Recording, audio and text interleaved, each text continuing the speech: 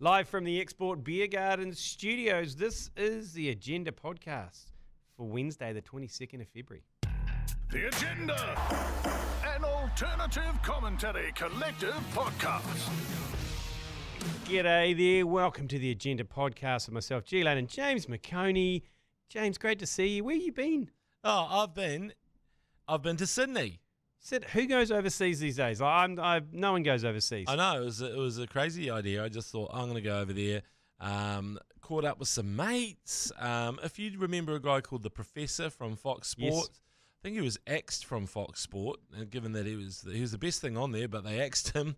Classic. So anyway, Because there was a duo, wasn't there? Sorry, I didn't him and Barney. Yeah, and they had the mustard blazer. yes, but they had the stick-on logo that was like stuck on with a piece, like with a like the narrow word of sport yes, or something yeah, like yeah. that. And they did not the NRL news and all those sorts of things. And then he had his own show. And I do remember he might have put a coach, a sort of cutout of a coach, it might have been Wayne Bennett, into a wood chipper. I thought it was the greatest piece of TV I'd seen. But they got told off every week for pissing people off pretty much. And there was a whole list on their whiteboard in the office. You know how you've got your whiteboard, and it's like, don't mention this, don't mention that, don't mention the war, don't mention Ricky Stewart, don't mention. And it was like, in the end, it was every single team except for maybe the Warriors, because we're like, we're being talked about. Open stuff, open slather on the Warriors. And you managed to fart a bit of Sale GP in there.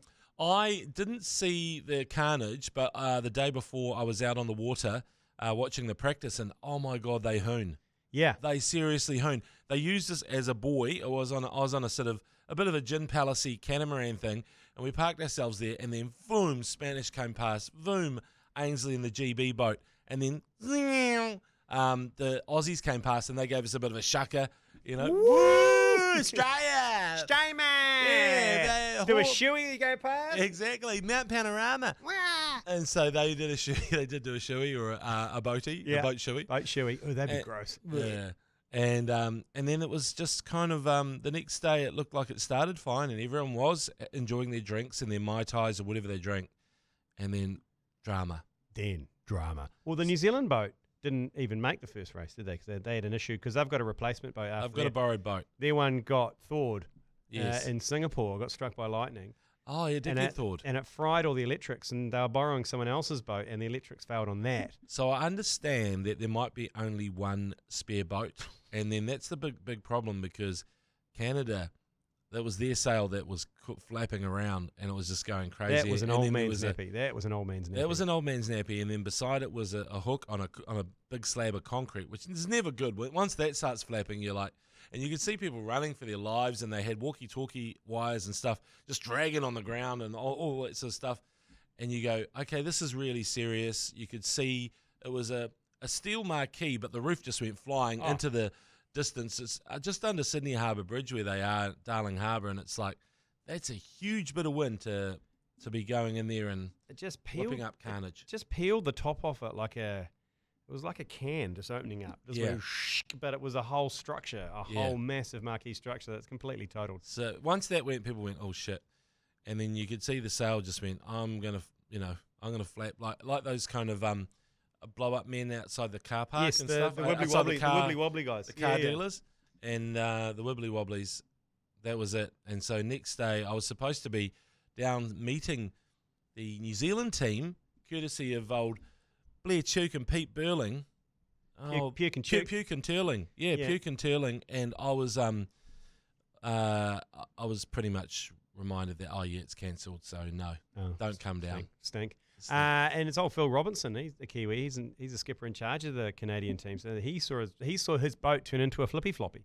Yeah, and the issue is the sales cost mega bucks. That was demoed, and so it actually does put at risk the New Zealand event because New Zealand's in a borrowed boat. Yes. Canada's kind of got that sale's gone. A whole lot of other sales are toast as well.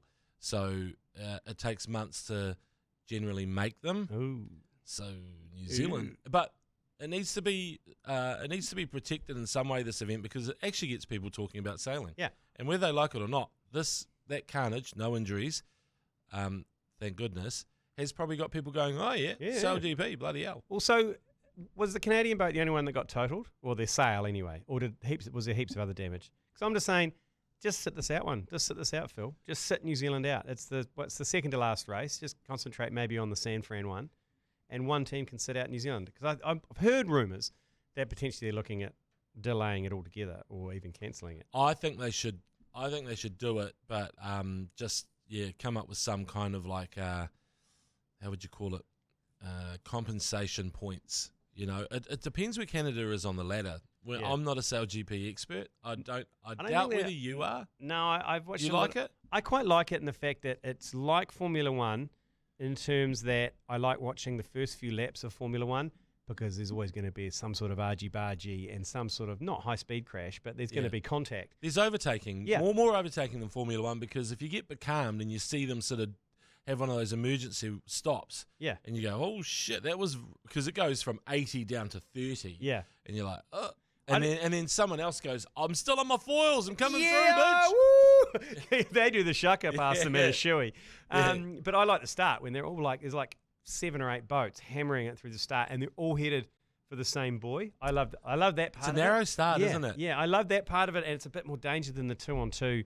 The 1-on-1, I'm sorry. It's a bit like watching the V8s and stuff, because you know the big bangers, they're all going to head for the corner. There's going to be contact. There's going to be carnage. Shit, they're big boats. I saw the Spanish boat hoon past us, and it was like, arriba! And then they went. Doesn't make any noise, hey? Doesn't make noise. Oh, it's whistling. Yeah, and it goes. It whistles in the wind, and then it pretty much pulled up alongside, or sort of like beside a ferry, and then just burned it off, just hooned past it. And the people on the ferry just got a free show. It was amazing. Yeah. But I was thinking, you wouldn't want to lose control of a boat like that on its foils right by a ferry. And that's the other reason why people love the SailGP is there's that risk that people could get seriously injured. And it's the same with Formula One. They're traveling 300 kilometres an hour. There's a high risk that someone could get injured. Yeah. And that's half the thrill, and that is exactly the same as this, because they're all in helmets. They're all got breathing apparatus on, and it's become 10 times more dangerous to be a sailor.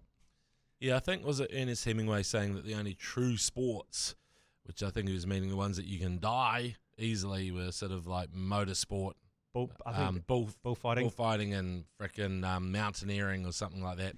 I'll look up that quote while we do this thing, but yeah. Can you remember back KZ7 days and everything else where in the America's Cup, and there'd be like 20 dudes in board shorts and boat shoes sitting on the side of the boat, like trying to counterbalance it, doing fuck all for the entire race except sit on the side of the boat?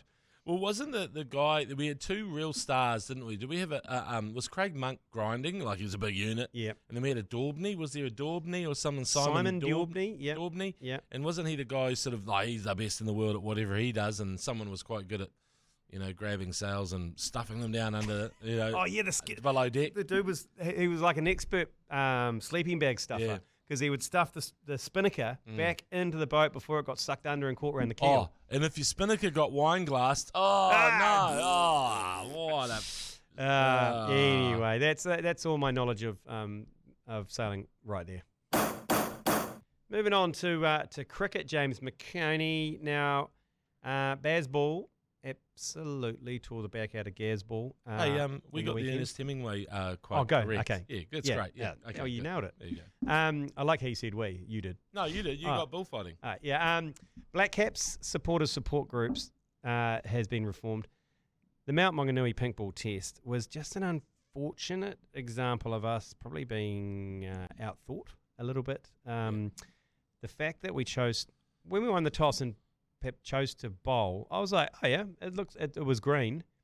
And I thought, oh yeah, we're going to get a bit of early action here. It's a nice green wicket. But totally underestimated that England had already thought about this and already decided from ball 1 that they were going to declare with an hour to go under lights and make us play under lights. And we jokingly on the commentary on Spark Sport said, oh, they'll probably declare after the dinner break. And then, lo and behold, they declare 9 down, put us in, get 4 wickets before the end, and just completely had us on the back foot right from the start. Yeah. It was great to watch. I liked watching it because they gave you a chance. They were scoring runs, but every 50 or 60 runs, we'd get a wicket. We'd go, ooh, back in it. And then they get fit, ooh, we're back in it. And they kept feeding us like crack addicts. They They were. It was hard to criticise and hard to dislike that style of play, but we still got pumped. We got absolutely pumped, and it was unfortunate. And a lot of people are blaming the lights and the fact you can't see the pink ball under lights. Yeah, I think we were pretty much outplayed, outthought. Yeah. So I think that I was just going to look up the scorecard because I felt like, apart from two things, one, baseball is real. Okay, it's real. Yeah. I mean, I need to give a big shout out here before we say. I mean, I appreciate what Brendan McCullum does because he is trying to basically advance the game, think of different ways to play it. It's a nice, aggressive. It's typical of his personality, right? But shout out to Verinder Sehwag, who pretty much played baseball on his own. Strike rate of 82 in tests. Like, I think McCullum's strike rate in Gilchrist? tests. Yeah, Gilchrist was 80. Yeah. He's 82 as well. So Gilchrist was 82. But opening, though, I mean, like opening baseball, it's Sehwag by miles. But, you know, I think Brendan McCullum's strike rate was 64. Maybe Stokes is around 60. So shout out to Verinder Sehwag. He was baseball, the OG. Yeah, OG. But you need a team to play baseball. But now you need a team, and he is going nuts and saying everybody giving them license.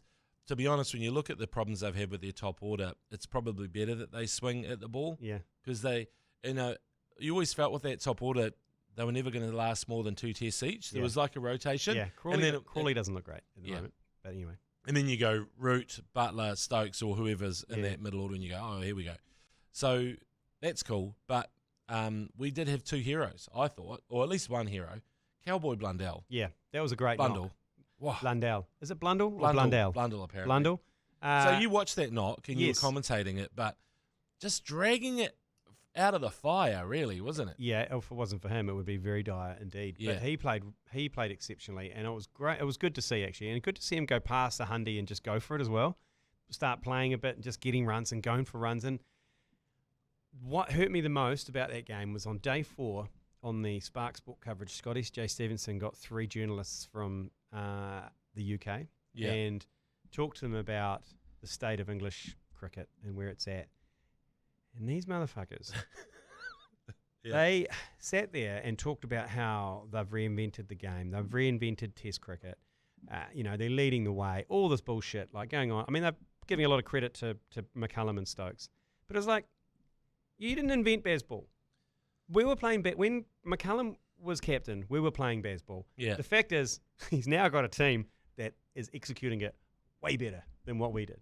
Yeah. When he was playing baseball, that's all. And it just kind of... But then I've had a very up and down weekend, James, in my emotions. I've gone from being really bitter about the baseball thing to being almost proud of the baseball thing because two Kiwis, Stokes and McCullum, are going to fuck the Aussies in the Ashes. It's right. Well, they might. Is it back in England? Yeah.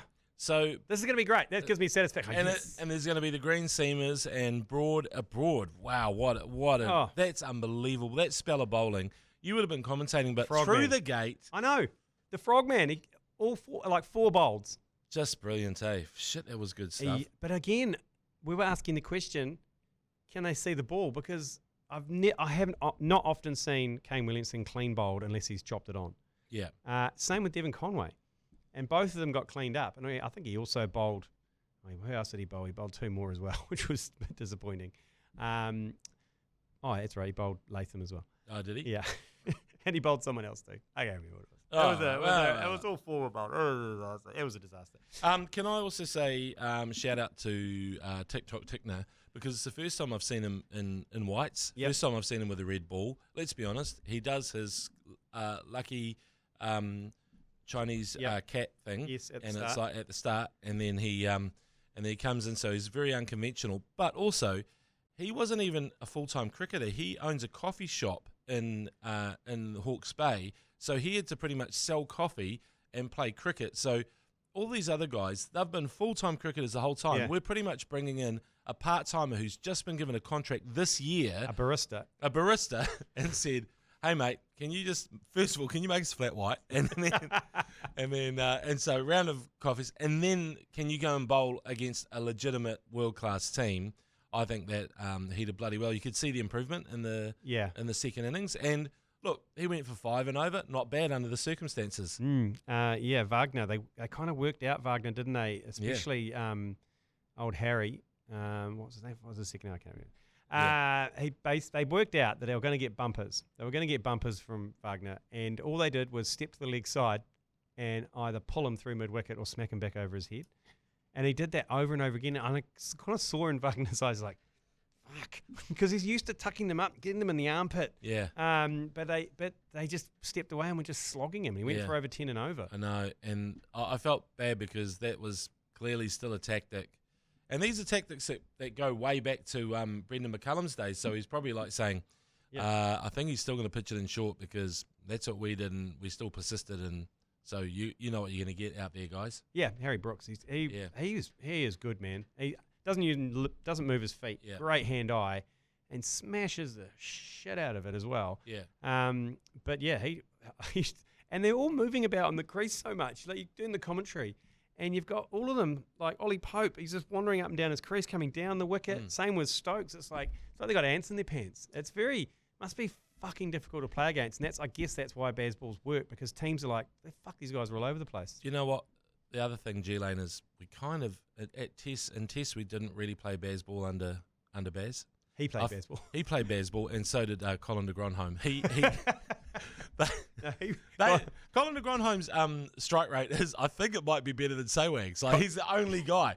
Like he's the only guy who's Colin up ball. around Colin ball. Colin ball. So there is minute piece ball, which is a whole different ball game. But we didn't, because under McCullum, he moved down to 5 so he could get more runs and get triple tons and stuff like that. So we actually had quite a conservative batting under him, whereas now he's pretty much gone in there and racked up these Englishmen, and they love a good speech. They love something Churchillian, and so he's in there just whipping up. He's the hype guy. Yeah, he is. He's the hype guy, and I'm used to English teams coming out here and being fractured, hating each other. They were Kevin Peterson in the changing room, texting the opposition saying, want to go out for a beer, I hate my teammates. Like, we're used to them coming out and not enjoying themselves. Whereas here they come out, they're going to the bloody Toppa races, they're together, they stayed down in Millbrook and played golf together. Then after the game, when they went at the Mount, they took a football out and had a game of football and keepy uppy while sinking piss on the Bay Oval. Stop having so much fucking fun, okay? Stop it. It's making me sick. It's the Baz culture. I know. That's what we're doing, lads. Oh. And at the races, that's pretty much McCullum's idea and no one else's. 100%. But they're like, yeah, sweet. Does it involve beers? And, smashing some durries behind the grandstand? Shit, yeah, I'm in. And also, because McCullum's part of the racing industry, the tips are beginning hot. Are legit, straight from the jockeys, straight from the trainers. It's like, oh yeah, mate, you want to get on in race 5. And they'll be throwing down sterling. They'll be throwing down pound sterling as well, so they'll be doubling their money. Get on that horse Sweet Asbro in race 5. Also in the cricket front, the Aussies. Goodbye, Gavaskar Border Trophy. That's gone, Burger. Yeah, it's gone. And old Kumberger, he's gone as well. He's gone back to Australia for family emergency. They think he's going to fly back for the 3rd test. Who's Kumberger? Cummins. Oh, right. Kumberger's Pat gone. Cummins. Yes. Pat Cummins is gone, but they said he's going to come back because I think there's about 10 days between these tests. And Davey Warner, gone with a fractured elbow as well. And potentially, they're saying he's played his last test for Australia. Yeah, exactly. They're saying they were looking at, he was always apparently going to announce it in the summer, but then he got that bloody double ton, didn't he? Yeah. And it sort of was like, I can do a bit of this. Having said that, he has had a couple of good series against England, so maybe they keep him around. You can take him over because... Well, I wouldn't. I would actually, I'd change that up and just say, because, if you look at Australia, they've got, the taxi rank is huge. There's always, you got Khawaja. I love Khawaja, so he's established himself, and there must be others who have they taken Hanscom because he's a good player of spin, but he looks just like a good player full stop, doesn't he? Yeah, but those pitches though, did you see the day 1 pitch? I think it was the final over of day 1 when it was wasn't going higher than the ankle. Yeah. It was atrocious. They were atrocious, but none of the players criticised it because obviously they're all trialling for IPL contracts. So they're all stum. You can't say anything, can you? But I heard that they were putting carpet on the parts of the pitch that they didn't want to water. And so So we're on a good length for on a good length and because there's so many left-handers in the Australian team, they were basically working on that side of the pitch. So I think India's mainly right-handers, so they sort of did it was a patchwork. If you saw it, it was worse than I don't know if you remember that pitch in Wellington that we played at one day on that looked like Mikhail Gorbachev's forehead. And it had that grass disease or something. I mean, that's what it looked like, but all over it. Well, I know that. I mean, those Indian pitches are shockers, and it's just something that we're going to have to get used to. You're actually going to have to go spin team assemble, and only the spin team arrives, and so it's like Aegis Patel and Will Somerville and all these guys. Bring back Deepak's back. And then all the best players are spinning. Deepak's back. There. Yeah, back again. Deepak's back. Deepak's back. Deepak's back. Deepak's back. Deepak's back. Deepak's back. I don't want to spin ya, but open the bowling and I just haven't worked out. I created a monster. But nobody found ya. So, if Deepak comes back, that's fine. But I'm trying to think of our great players with spin. I mean, R.I.P. Martin Crowe gone. Williamson, you'd have to say, is probably our best player of spin at the moment. Oh, Ross Taylor, good player of spin. Conway. Yeah. Ross Taylor, once he put away the old the slog sweep. Yeah. Yes. Yeah. Put it away. Put it away. Just put it away. But sort of agile hands, just the good hand-eye. Once he sorted out his eyes as well, he was playing with Surfer's eye, wasn't he? Yes, and then he got it done, and he scored. Kept on because he was kind of his career was kind of almost ending, and then he got his eye surgery, and all of a sudden, shit! Oh shit! I got that 10 years ago. See the ball. So imagine what we would have had with earlier eye surgery for Ross. So no, I think Australia, or if you look at cricket pitches in India, they're doctored. Yes.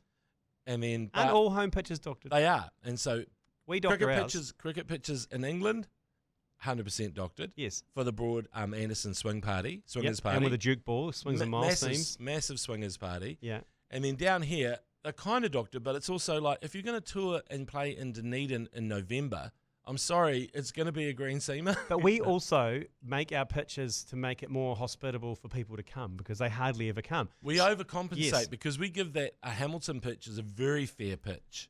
Yes, it does. Takes a bit of turn. Yeah. It does take a bit of turn. It does a bit of seam early, but I feel like we're trying to impress our visitors too much so they come back. Mm. You can come back. It's a good pitch. It's honest. We'll look after you. Yeah. But the Dunedin one, I'm a big fan of sending every team to Dunedin for the first test so they can freeze their balls off.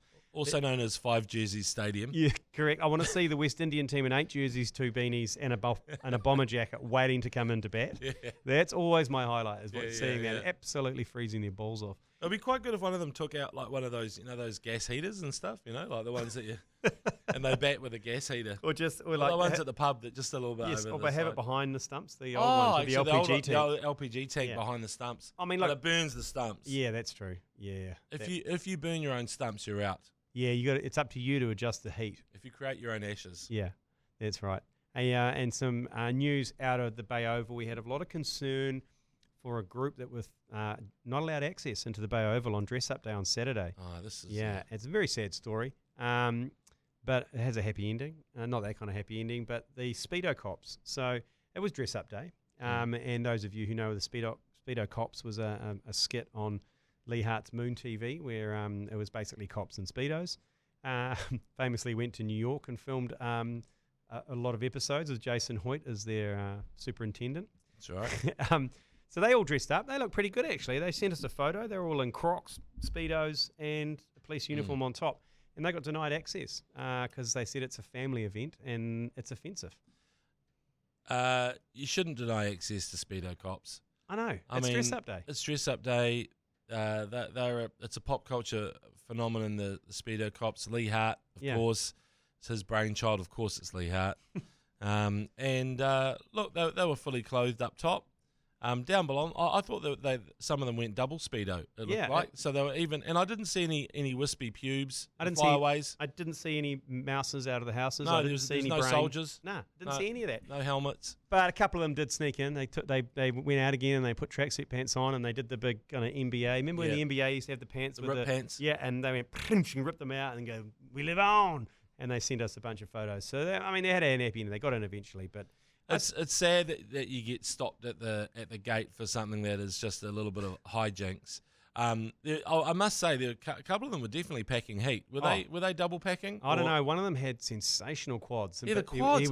He was tensing. He was tensing. He was loving himself, that guy. Yeah. So, I mean, look, apart from him, I think he's just way too impressed with himself. Yeah. So maybe you just have to say, look, you're going to have to put that away because you're really trying. It's intimidating. It's intimidating for everyone, like you're, and nobody wants to feel that inferior. So could you just please maybe just have a limit to it? Like you can have your quadzillas out for from 2 till 4 or something.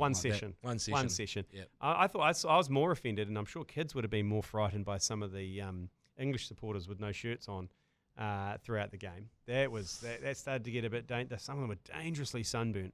Are there family areas anyway? Like you can put speedo cops in a non-family area. I think if you're that worried about it, like if you think they're gonna sort of go around arresting people with their junk in people's faces, because I guess that's the next step of being a speedo cop. Speedo cops is using your foreskin as handcuffs. Yeah. So you put their hand, and then the other cop comes up and wraps their foreskin around. You're under arrest. I could see that being a problem. And yes, I agree with you. I'm not a prude, but I'd probably draw the line there. So I think we need a separate area for speedo cops, just a little gated off area. And we just put them there, and even just a picket fence. You don't need to hide them all. Yeah. Just a little picket fence, and you just go speedo cops up there. Speedo cops only. Only, and then if you go in there, you have to be in your budgie smugglers or your speedos. Do you know what we should problem solve? Yeah, I think that's a great idea, and I think it should be a bigger area, and I think New Zealand cricket fans should rise up to this, and on dress-up day at the Basin for this next test and the next two in Sri Lanka, I'm suggesting everyone comes as speedo cops. So if they can't stop everyone coming in. So if you had 2,000 speedo cops lined up outside, ready to go, you might need to go to Harvey Norman and buy one of those trimmers, guys. Just a weed whacker, just something. Yeah, I mean you could use the hedge trimmer, I guess. I reckon mass numbers. Hedge trimmer followed by leaf blower should do it. Roundup, maybe. Oh, that's Veet, isn't it? But you could get Veet. Yeah, that's Veet. Veet for me seems like it should be quite bad for you because it's pretty much melting your hair. Yeah. And your follicles. For me, that seems like it should be quite bad for you. You want to keep it away from that area. Yeah, correct. Yeah, I hear what you're saying. Correct. Super Rugby. It's back on Friday. Holy shite balls. The Chiefs against the Crusaders. Big first up game. We're going to be live with the ACC commentary. We are. Myself and I believe Matt Heath, because G Lane, you've got an excuse. Oh, no, I might be doing it. Because G Lane. Yeah, I should be doing it probably because unfortunately the first day of the Test match and the ACC Open down in Shandon and Wellington. Have you seen the weather forecast? Oh right, it looks total poozer. Which is, you know what, this summer can go fuck itself. It's like so shit. We've had two. We're potentially going to have two cancelled golf tournaments. It's not cancelled yet. I'll wait to call tomorrow. Tomorrow if you listen to this, it's the Thursday. But yeah, I'm getting sick of it. But if it is, I suppose the silver lining is I'll be here to call the Chiefs game with you. And also maybe we can say this right now is that I've also put the word out to my friend down in the Napier region. Happy to go down there to do a fundraiser or whatever. And maybe if the ACC plays their Dulux game down there, we can turn that into a flood relief, a cyclone relief fundraiser. Happy to do that, I'm sure. Yeah, like fill the basin. Yeah, like we did for fill the basin. I'll be down for that. So we're thinking of ways we can help the that region.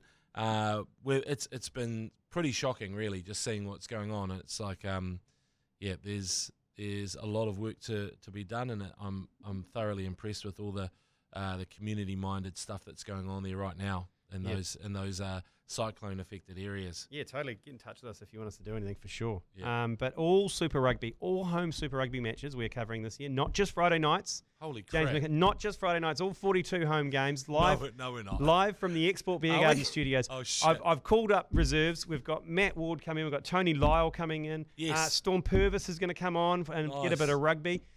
So we've got a good team get together for Super Rugby. And while the Warriors guys, we've actually built a new studio for the Mad Monday team. And they'll be doing all the Warriors games as well. Oh, well, I think that's great. I mean, I really did want to see the Warriors. They're back home. We're going to embrace them. Who's your Mad Monday commentary team? Di Henwood, Ben Hurley, Chris Key, Mania Stewart. Oh, just four. Can we grab one of those for the Super McOnie. Rugby? Yeah, McOnie. We'll grab Okay. one of those. Oh, yeah. Thanks, yeah, good. Totally, yeah. Totally grab McOnie. 4 people. No, but and our outstanding broadcasters. Can we have one, please? We can have one. Okay. Well, they're only 2 at a time, so that's fine. And that's all of those are going to be on Sky Sport 9. And with the Warriors, if there's any clash with Super Rugby, we're going to chuck it on Sky Sport 6. So it's a channel 59 on your Sky remote. Should be 69. Just imagine it is. Do you know that we actually pitched for that? And they were entertaining the idea. Yeah, they did. And then someone from the comms team suddenly came, no, it's not a good idea. Let's not do that. No. But it's also on iHeartradio as well. So you can get that for free on your iHeartradio app. And just a little bit of rugby to talk about as well. Ian Foster has come out and said that he probably won't be coach after the World Cup. Yeah. It's kind of a strange thing to say. Well, I think there's an announcement. It's been swirling around, this rumour, for a while, right? And I always said it's going to be the most awkward World Cup if we win and Fozzie gets knighted and then sacked the same day. It'll be like... Surely he'd retire, though. Surely you'd win the World Cup. He's been given so much shit for the past year and a half. I Surely. know, but I'm talking about symbolically you win the World Cup and then you're shown the door, right? Yeah, I mean, it doesn't really matter whether you say you retire because you know the gig is up, because I think they're going to announce that. I think that's what they're going to do. I don't think they should do it, because I'm using a work analogy for this. And if you're at work and your boss is leaving in 3 months' time, no one's going to be going to impress him. The foot would be off the gas, the handbrake's off, I'd be coasting down the hill. Boss says, hey, can you do this? Yeah, sure, mate, whatever. I experienced it firsthand. I was in charge of Radio Hodak. Yes, admittedly, I was asleep at the wheel for about 3 or 4 years there. But on the way out, Finally admits it. This is actually good stuff. On the way out, as soon as I knew I was going, productivity, respect, any sort of respect went out the window. So imagine going to the World Cup and go, Fozzie says, we've got to do this. Yeah, fuck, mate. Raises my man. He's going to take us to the next World Cup. It's a strange dynamic. I don't know. The worst thing is that I'm for some reason I'm associated with you, G Lane. I know we're both from the Waikato and that we speak the same language and Cheeksmana. Yeah, and we overstep the mark a lot. But as soon as you left Radio Hodaki, my work just dried up. It was kind of like a weird. I don't know how it happened. It was like a. I told you I was asleep at the wheel. Yeah, I was like. You're still but we're still good mates. Nah, it's over. It's over. So here I am with G Lane every week on the agenda. It's fine. It's fine. I still listen. Actually, I'm a little bit of I'm a bit of a radio whore. I go all over the place on the dial. Are you a surfer? Yeah, I'm a surfer. Yeah, I'm a surfer. It's hard not to be a surfer these days because I don't like any of the music. So I'm basically looking to be entertained elsewhere. Yeah. You're podcasting? Yeah, podcasting, mainly to myself. I just listen to myself over and over Between again. two beers? Yeah. I listen to my own episode on Between Two Beers over and over again, just to pump my tyres up. The Man Monday's going to be back? Yep, that's right. No, they are going to be back. But, so that's rugby. Ben Boyce and his basketball podcast. Oh, yeah, the Benchwarmers. Yeah. The Benchwarmers. Yeah, it's a good listen if you're into basketball, which is massive. Basketball breakers into the finals. I went to that final game. Oh, shit. It was great. You know what? I took 9, 10-year-old boys to the Breakers game. Yeah. There's a few parents there. But that is the only time I've seen those little motherfuckers sit still for 2 hours and actually be dialed into something, because they've got attention spans of a fucking ant. And they're into it. Shit, yeah. They are chanting. Good. They are defense. Like they are, because most people are too scared to even say defense. They just clap their hands. It's Pavlov's dog, isn't it? Like, the Pavlovian response of like, this is what you say when they go, defense. You join in. Defense. It's great. And like they've got the MC hype guy. Like, he's a lunatic, and it's great. That's what you need. You need a lunatic hype guy. You've got to go over the top as an MC. I always found that very awkward when I had to do it for the Auckland Pirates. I know that sounds like it's a bit of a budget job, and it was, but Stephen Adams played in that league, so go fuck yourself. But the hype guy, and I'll be honest, I couldn't understand half the things he was saying on the microphone, but I didn't care because he was screaming it, and you knew you had to respond. And these 10-year-old boys were, mind you, they were loaded full of lollies and whatever they wanted to eat from the cafeteria, Coke or whatever. So they were bouncing off the walls. But great victory. They're in the final against the Sydney Kings. That kicks off next week. So it's a home and away 5 series. So we get at least one game. At least one. I know. It's I feel it should be 7. Yeah, it's best of 5, right? Yes. And where are we? We're semi-finals kind of thing. No, we're in the finals. We're in the finals. We're in This the is finals. This is Sorry. the finals Oh, against the Sydney Kings. Yeah, we beat the. We won our semi. We won our semi. We're good at semis. We're up against the Kings, who are quite good. Good. They top of the table. But they beat the Tasmanian jack jumpers. Do you know what a jack jumper is? No, what is it? Is it a? It is a venomous jumping ant.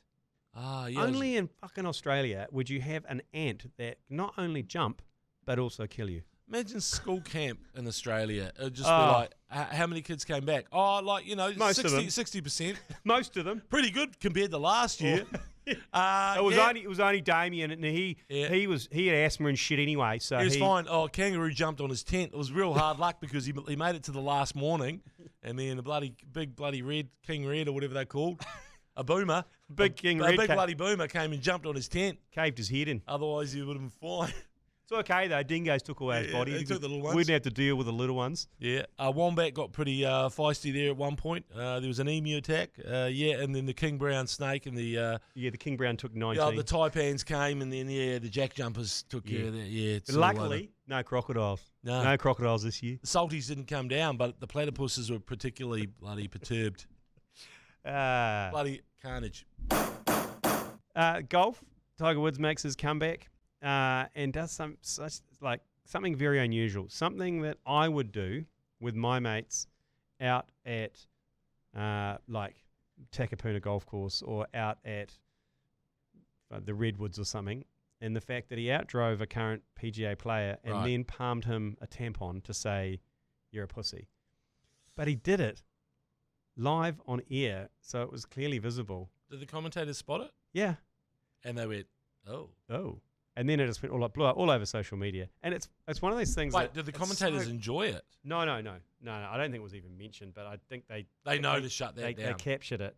But it's so tone deaf. Like, I mean, don't get me wrong, I'm no Mother Teresa, but that was kind of a weird thing. Well, you just said that you would do it with your mates. I would. Okay. But it's the kind of thing you do with your mates and that you hang around with, and it's funny. Yeah, I've outdrove you, whatever. But you don't do it when you're Tiger Woods and a billion people are watching you around the world and palm off a tammy to someone in the middle of a round. It's weird. It's weird. I think it's not really funny. It's a bit of a dumb joke. It's not really.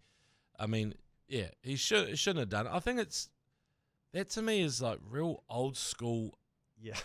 Probably old school golf uncle kind of like humor. I don't know, but the fact is that I'm not surprised by Tiger doing that because he sort of led a double life, remember? Yeah, true. And so the Tiger that you see who presents so well in the press conferences and shit, he's amazing in presses. Yeah.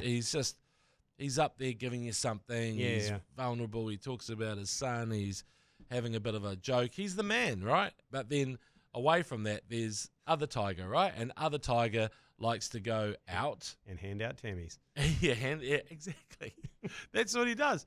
So I'm not surprised by that kind of thing. Yeah, pretty dumb as far as I'm concerned. Yeah. I don't think. I was just looking at the next topic, and it's about Lydia Ko, and she actually broke a big barrier one day after a golf tournament, saying that she had her period, and that's why it was really tough. And everyone's freaking out, and it's like, that's fair enough. It's absolutely. I always used to say that when I covered the Olympics because I always said it must be a bugger. Like when Mahe Drysdale got sick on the day in Beijing. Imagine if you got your period. If you're like, there was a really good triathlete, Chris Gemmell, who cut his foot like just days before. You're hoping that everything on that day is perfect and that you're feeling right and good and strong. And for women athletes, female athletes, it's a tough. They're being thrown a real curveball by Mother Nature all the time. Yeah, totally. And someone also said, "Oh, imagine if Tiger Woods had won all those majors and he had to deal with bleeding uterus every single time. They'd be doing a big 30 for 30 documentary on him, saying how he overcame unsurmountable odds. Menstruation. Yeah, came at him because he's Tiger. He dealt with it, and so it's like I think that in this case they've got a point because it's not talked about enough in real terms. Yes, and Lydia Ko, though, she is a beast at the moment. She took out the latest tournament, one and a bit mil she took away, but she's playing with the freedom of someone who's married the heir to the Samsung fortune. Is it Hyundai or Samsung? Hyundai. Is it I Hyundai? think, I mean, she's playing with knowing that she's got Hyundais for life. She's just out there Totally. having She's- the greatest time of her life. Walking around. If I win 1.5, if I win 5 million, I don't Well, care. I've got a Hyundai for life, And I never felt this way before. So yeah, and also Danny Lee off to the live. Danny Lee off to the live is a great result for him because you wouldn't even think. I think Ryan Fox has been ranked higher than him in recent Surely years. Foxy's been approached by the live. He must have been. He must have been approached because he had such a great year. Foxy should go to the live because I don't know. Cash in. Cash in, Foxy. We're not going to hate you for it. Nah, shit no. You're the guy who deserves a bit of live because all those other guys, they're multi-millionaires already. They already have 400 million, yeah. Yeah, exactly. You're running charity events down in Waihi to raise money for surf lifesaving. You're a good bastard. You don't need to justify why you're going to the live, Hallelujah. Ryan Fox. Good on Hallelujah. you, Foxy. Get Foxy in the live. Foxy in the Liv live. Co coming back. I mean, Lydia Co coming Liv Co. back. Lydia being so amazing has just been awesome to see. I almost felt it started around the Olympics when she got that bronze, and it was just the pride of being a Kiwi, Korean Kiwi. She was incredible in Tokyo, and it was just part of that resurgence, because it really sorts you out the Olympics. Can you perform over those 4 days? And it was her, and there was that American, is it the daughter of Peter Corder, Nelly Corder? Nelly? I think so. Is it Nelly? That sounds Corder? familiar. So, and now she's just pretty much number one form again, and she did it in Florida on a golf course that's called Tiburon, which is Spanish for shark. So it was designed by Greg Norman. Hey, another other golf news. You're going to be interested in this, James McOnie. Next week is the New Zealand Open Pro-Am. Yeah. Starts next Thursday at I think is it at Millbrook? I believe it is down there. But Oh, it's yeah. It's a Pro-Am, so there's every professional player has an amateur with them, and it's usually a celebrity. So this year there's Ian Botham, Stephen Fleming, Brendan McCullum. They're always there. They're always there, so they're all playing. And this year, Jeremy Wells is playing. Holy crap! Can he play golf? He used to play off 7 or 8. Oh, shit. So he's all right. Yeah, but he hasn't played in years, and he is absolutely shitting himself because he bumped into Jeff Wilson, he said, at the driving range. He's been going to the driving range every day because he's paranoid.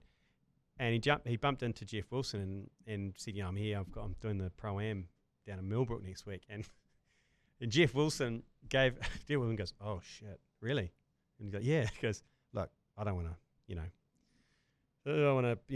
freak you out or anything, but I've faced Australian fast bowlers, Merv Hughes, Craig McDermott. I've faced some pretty quick bowlers, Brett Lee. I also played against and for Jonah Lomu and a few others, Tana Umangas of the world. But I have never been as frightened as I have been teeing off on the first tee in front of a crowd at the New Zealand Pro-Am. And Jerry's like, oh, thanks, mate. Yeah, I think you get the dries. I think you get the dry horrors. I think your mouth goes dry, and then you know that this is real. There's a shrinkage in the testicular department. Oh, yeah. There's all sorts of things going on, and you're kind of in fight or flight mode. Yeah. And you actually pretty much want to walk away. But I would say in not necessarily Jerry's defence, but Millbrook's defence, is that there are some pretty wide open fairways. Yes. I broadcasted from there, and I thought, oh, this is all right. The first hole, worst. we've already checked it out because obviously we're winding him up. We've told him we're going down there, and I'm going to get an air horn, and we're going to get a megaphone, and we're going to go, Jerry, get the crowd doing a full Jerry chant. And then just about in the swing, I'm going to get the air horn out, and you could see him go, he's like, you could see, I've never seen him just go, don't do that. Why would you do that to me? And we're like, it's live on Sky. It's live on Sky Sport too. So I'm going to find out his tee time because he won't tell us. No, we'll get a supercut of Jerry's stuff of Jerry's shots. Yes, and we'll just put it all together, and we'll deliver it somehow. We'll get it over. But the first hole is quite wide, but there is there's a dip and a bit of rough and gully. Is about 50 meters long, so he's got to clear that to get it onto this. So there's a bit of pressure in terms of clearing that. Could you send? This is the weird thing, and this is actually the thing that would probably break Jerry. Just Joe Jury in the gallery, just filming every single shot. So everything's normal apart from just Joe being there. Joe with his phone out. With his phone out and with a little GoPro, and just every single time he knows that Joe's there, and he'll turn around and Joe, no matter how bad it is, Joe will say, "Good shot, Jerry." Yeah, He's so supportive. He look around and goes, "I hope you didn't get that," and Joe's just like, "Yep, Yeah. Yep. yep." So yeah, that kicks off next Thursday. So look out for the timetable for that. It's on Sky Sport. Jerry in the New Zealand Pro-Am Golf Open down there at Millbrook. So that's going to be, and he's already told me, he goes, because I was winding him up, and he goes, "You know what, fuck it, I'm going to go for it. Fucking nothing will glory on that first tee. I either murder it down the middle and become a legend, or I shank it into the trees like everyone expects me to." Yeah. I was like, that's probably the best attitude. And he goes, "But I'll still be shitting my pants." Oh, wide on of the week. Anything from the sporting world that gave you a particular wide on in the last week or so, James McOnie?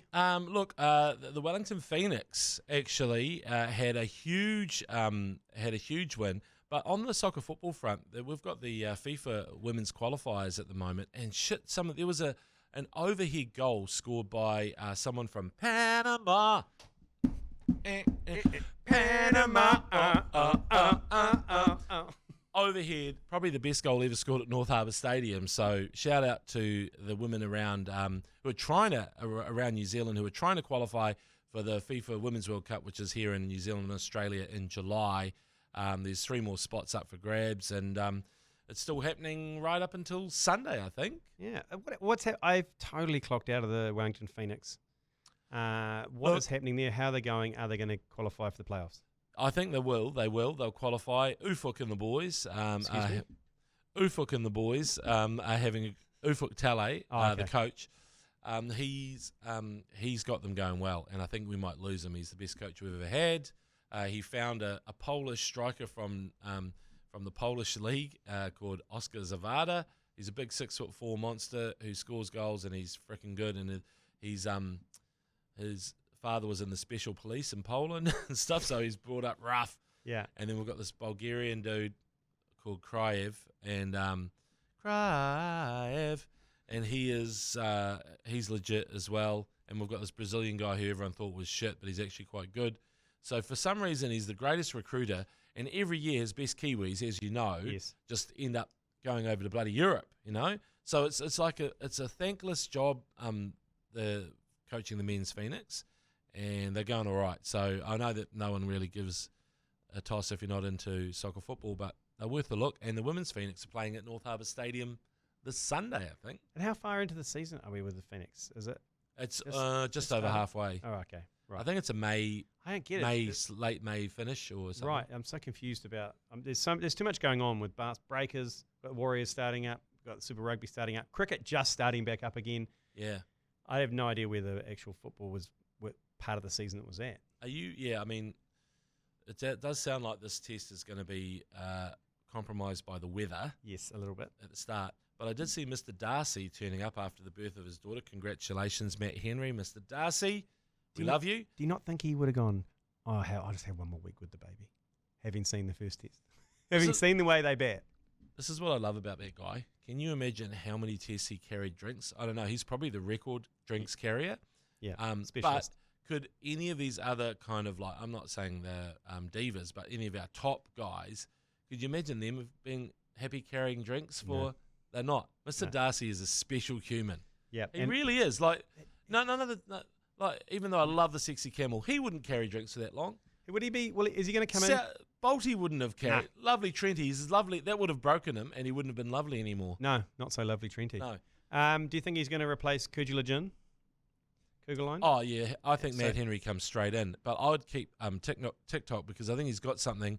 And historically, I don't know. You know the basin better than me. Yeah. Used to take a bit of bounce. Yeah. I remember Danny Morrison with a bloody big bouncer, and he was 5'9", wasn't he? Does take a little bit of spin as well. So whether Ishtodi gets a sniff, I don't know. So it's going to be interesting. But that all kicks off Friday. If the weather holds out, then we'll be commentating on Spark Sport. That's probably my attendance required for me is this second test, red ball test, and also Super Rugby back on Sky Sport 9 with the ACC and on iHeartradio. Kicks off with Crusaders versus the Chiefs. Come on, Chiefs, mana. We need to make our mark early in the season, James McOnie. I'm glad that you're there for Game 1, G Lane, because I was thinking, am I going to have to defend the Chiefs by myself? But if you're going to be there, I feel a lot better about life. It's 7:05 this Friday. It's actually a heavyweight battle because if you consider that semi-final between the Chiefs and the Crusaders was way better than the final at Eden Park. Yes, totally. That was huge. And the Chiefs butchered it, Yeah. make no mistake. Peter Gus Stubby Cooler dropped the ball over the line. How good is Peter Gus Stubby Cooler looking at the moment with the big beard? He's fantastic. He's going to have a big season, and it's Yeah. it's kind of dangerous grey as well. He's got lightning bolts through it of grey. They're calling him Fijian Santa. Yeah. Bro, man, if Peter Gus gave you presents, it would be so cool. He's the great. He should be, in fact, I reckon. Why hasn't he? Because he was an All Black, scored on debut, and then all of a sudden, not in the team yet. I love Peter Gus Stubby Cooler and Saw Cooler, and the thing is, the Chiefs have got weapons back. D-Mac is back. The Nank Tank. Nancy Pants. Yeah, Nancy Pants is back in the midfield. We've got guys like stealth good, like Narawa. McOnie Narawa, who has sort of had a bit of time at the Blues. So don't rule out the Chiefs, but yeah, Crusaders first up, Razors back.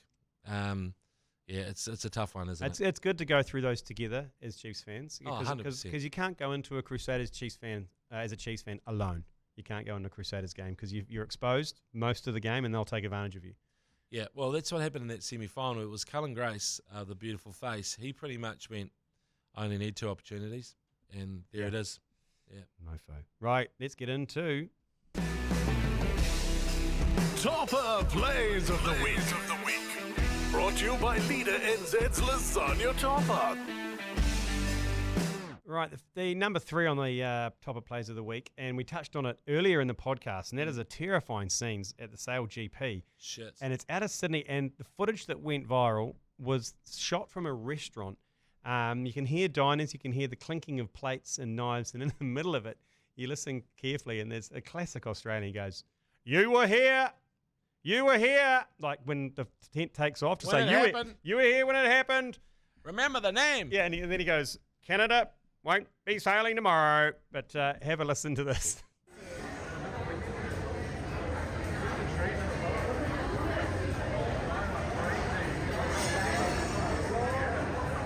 Tops are flying everywhere. Those tents are going. Tents are going. Tents are.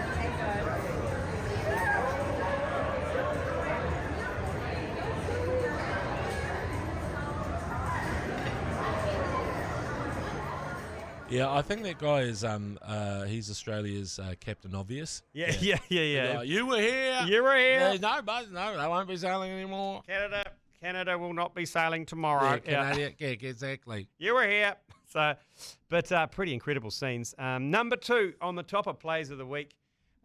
These great New Zealanders here who executed the perfect vodka watermelon sneak into the pink ball test. Old school, I must admit. Old school. Injecting. Yep, they hollowed it out and then filled it up again with a kind of a vodka mix, and then put it back together. Oh right. Yeah, it was a master stroke. So they actually cut it open. They documented the whole thing and they sealed it. Yeah. Shit, that's good. Yeah, it's good to see the proper sneaks back like that. I'm a big fan of it. There was a while there that I had my face was on red badges on the wall saying, "Look out for this guy." You know, there's going to be no more watermelons allowed now. No, I know. I know. I've kind of screwed it for every watermelon. Yeah, but you got to go old school then. You got to do some old school stuff like hollow out your binoculars and fill them full of rum and stuff like that. You got to start. You could actually hollow out binoculars, couldn't you? You just take them off, and I've got some, and you can fit a hip flask in each of the knocks.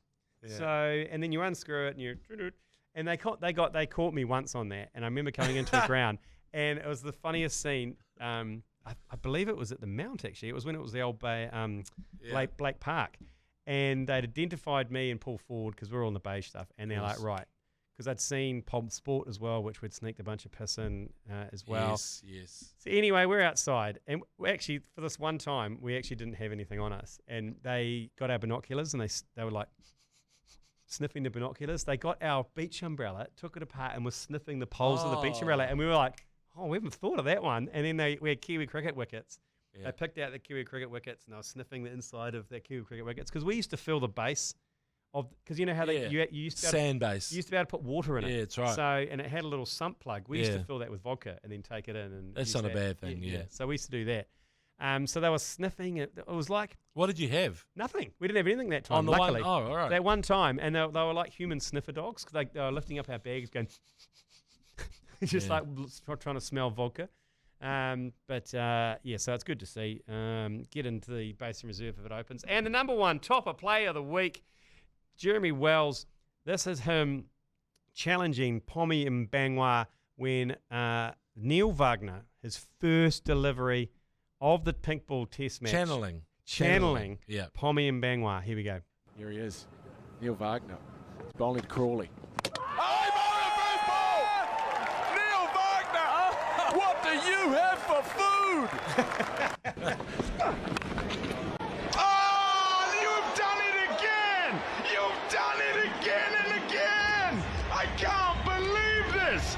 Jimmy Neesham, what do you have for food? Shit, that's good. It's just one of the great pieces of commentary. I love it. And like sometimes these guys, you go, why are they even? I mean, I love Carlos Brathwaite. Remember the name when he smashed Ben Stokes for 4 sixes in a row. Just remember, bit of baseball there against Ben Stokes. See, they've been on the other side of baseball, so they think, well, you got to, beat him. Might as well, join him. Unfortunately, that first delivery from Neil Wagner was a no ball, which was almost a sign.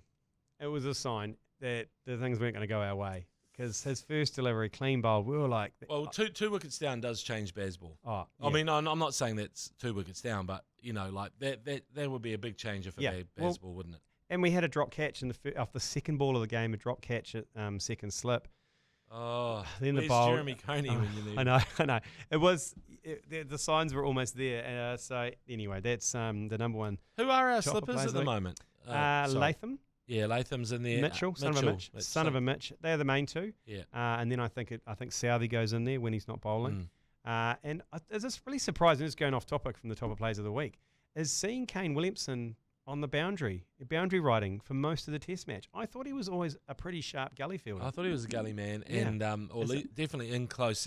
Our sort of like he's our little whippersnapper, the run out guy. He's agile, right? Do you think it's something to do with his elbow, his injury? Maybe. Because he was a hell of a lot on the boundary. Him and Conway were the main sweepers on the boundaries. So, yeah, we don't have a slipper as good as Ross, do we, at the moment? But it's still not bad, those two. Daz Mitchell. Daz is good. He's got a safe appearance as Tim Southey. Oh, they do. And Latham, he's a keeper, so he's got pretty tidy Oh, no, heads. there's nothing wrong with him. But, I mean, like there are... In terms of buckets. Just buckets, yeah. Ross, I mean, when Ross dropped one, it was always like, what the hell happened there? And then he had his eyes operated on and he was fine. Yeah, exactly. Hey, so don't forget, you can grab your Black Cap supporters support group tees. They are flying out the door. I think we've only got like 10 left. Text shop to 3236 and grab yourself one of those and get along to the Basin this weekend. See you later. Thanks for joining us. Cheers. You've been listening to the ACC's Agenda podcast.